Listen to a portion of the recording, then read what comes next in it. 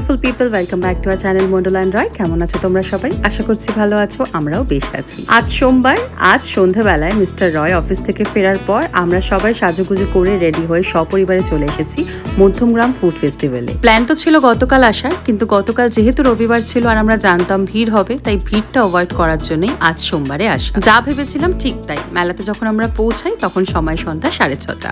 আমরা পৌঁছে দেখি টুকটাক ভিড় থাকলেও মোটামুটি ফাঁকা, খুব ভালোভাবেই মেলাটা ঘুরে দেখা যাবে। প্রথমেই তোমাদের জানিয়ে রাখি, এই ফুড ফেস্টিভ্যালটি হচ্ছে মধ্যমগ্রামের বঙ্কিমপল্লীতে, আর যেই মাঠটিতে হচ্ছে সেটির নাম হচ্ছে নিউ বয়েজ গ্রাউন্ড বঙ্কিমপল্লী। ফুড ফেস্টিভ্যালে এসেছি মানে খাওয়া দাওয়া তো করতেই হবে। ঢুকেই বাহাতের প্রথম দোকানটিতে চলে গেলাম এবং গিয়ে অর্ডার করলাম একটি চিজ চিকেন হটডগ। এই 4 পিস মানে এক প্লেটের দাম নিল 180 টাকা।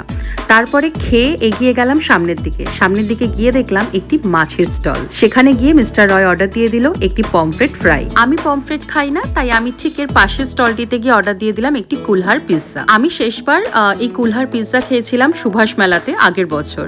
আমার বেশ ভালোই লেগেছিল, তাই আজকে অর্ডার করার আগে আর দুবার ভাবতে হলো না।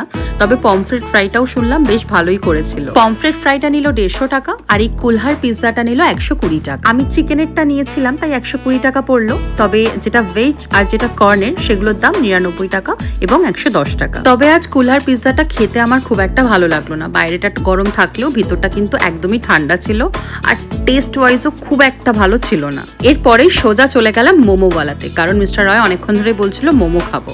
তাই মোমোওয়ালাতে গিয়ে অর্ডার করা হলো নর্মাল একটা স্টিম মোমো, কারণ মিস্টার রয় স্টিম মোমো বাদে অন্য কোনো মোমো খেতে পছন্দ করে না। আর তার ঠিক পাশের স্টলটি ছিল বাপিদার বিখ্যাত রোমান্টিক চা।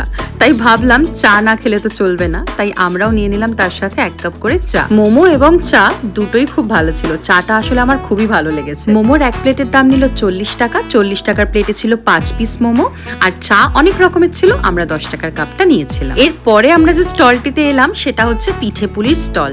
তবে ইচ্ছে ছিল পিঠেপুলি খাবো, পিঠেপুলির স্টলে এসে খাওয়ার ইচ্ছেটা কেন জানি না চলে গেল।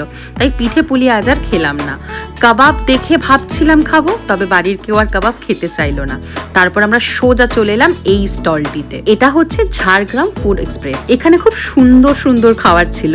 আমি কেন বলছি সুন্দর খাবার, কারণ আমি এখান থেকে সবার প্রথম যেটা ট্রাই করেছি সেটা আমার দারুণ লেগেছে। তার আগে তোমাদের বলি, এই যে বাঁশগুলো দেখতে পাচ্ছ এগুলোর মধ্যে কিন্তু রয়েছে বাম্বু বিরিয়ানি, আর ওই যে বাদিকে পাতাগুলো, ওই পাতাগুলোতে রয়েছে শাল পাতা চিকেন। বাম্বু বিরিয়ানি খাওয়ার খুব ইচ্ছে থাকলেও আমরা যতক্ষণে অর্ডার দিতে পৌঁছেছি ততক্ষণে বাম্বু বিরিয়ানি শেষ হয়ে গিয়েছে, তাই বাম্বু বিরিয়ানি আজ আমাদের আর খাওয়া হলো না। আমরা যেটা নিলাম সেটা হচ্ছে শাল পাতা চিকেন। এই যে তোমরা দেখতে পাচ্ছ এটি হচ্ছে শাল পাতা চিকেন, যেটি খেতে ছিল অসম্ভব ভালো। তোমরা যদি মধ্যমগ্রাম ফুড ফেস্টিভ্যালে আসো তাহলে আমি বলবো অবশ্যই এখান থেকে শালপাতা চিকেনটা ট্রাই করো। শালপাতা চিকেনটা খাওয়ার পর বাড়ির জন্য পার্সেল করিয়ে নিলাম হান্ডি চিকেন।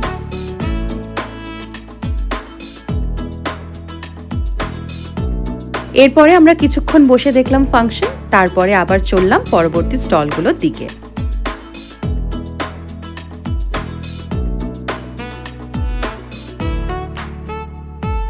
এইবার দেখা মিলল মধ্যমগ্রামের ফেমাস পোলাও কাকু। তবে আজ আর পেটে পোলাও খাওয়ার জায়গা নেই, তাই এগিয়ে গিয়ে অর্ডার করলাম এই ফেমাস পটেটো স্টিক। এটি আমি আগে কখনো খাইনি, তাই আজকে প্রথমবার ট্রাই করব। অন্যদিকে দেখলাম মিস্টার রয় নিয়ে ফেলেছে ঘুগনি। মেলাতে গিয়ে ঘুগনি খাবে না মিস্টার রয়, সেটি হয় না। পটেটো স্টিকটা নিয়েছিল 50 টাকা, যেটা খেতে আমার খুবই বাজে লাগলো, একেবারেই ভালো লাগেনি। নেক্সট স্টলে অনেক রকমের অপশন ছিল, তার মধ্যে থেকে আমি বেছে নিলাম butter fish fry. 1 piece butter fish ফ্রাইয়ের দাম নিল 100 টাকা। ঠিক পাশের স্টলটিতেই ছিল মুম্বাই পাও ভাজি। খেতে বড্ড ইচ্ছে করছিল, তবে আজ আর পেটে একদম জায়গা নেই। সামনের দিকে এগিয়ে যেতে দেখলাম বিক্রি হচ্ছে গুড়। আজ গুড় নিলাম না, যদি মনে হয় নেব পরে একদিন টুক করে এসে নিয়ে যাব, কারণ এখন বাড়িতে আমাদের বেশ কিছুটা গুড় রয়েছে। এই গুড়ের দোকানটিরই ঠিক অপোজিটে একটি দোকানে বেশ সুন্দর সুন্দর নানান ধরনের কম্বো বিক্রি হচ্ছিল।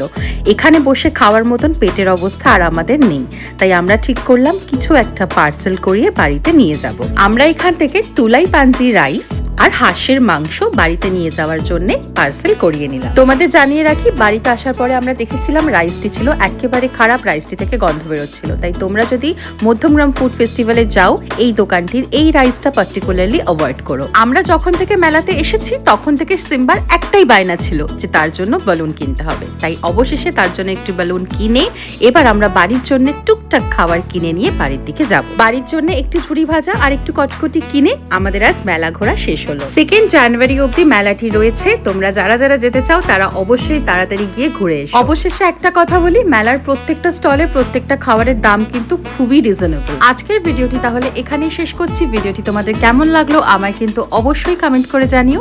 যদি ভালো লেগে থাকে একটি লাইক করে দিও। আর এরকম আরো অনেক নতুন নতুন ভিডিওস দেখার জন্য অবশ্যই সাবস্ক্রাইব করো আমাদের চ্যানেল মন্ডোল্যান্ড রয়, আর ক্লিক করে দিও পাশের বেল আইকনে সব নোটিফিকেশন সময় পাওয়ার জন্য। আজকের মতো বিদায় জানাচ্ছি। খুব শিগগিরই দেখা হবে আরো অনেক নতুন নতুন ভিডিওস নিয়ে।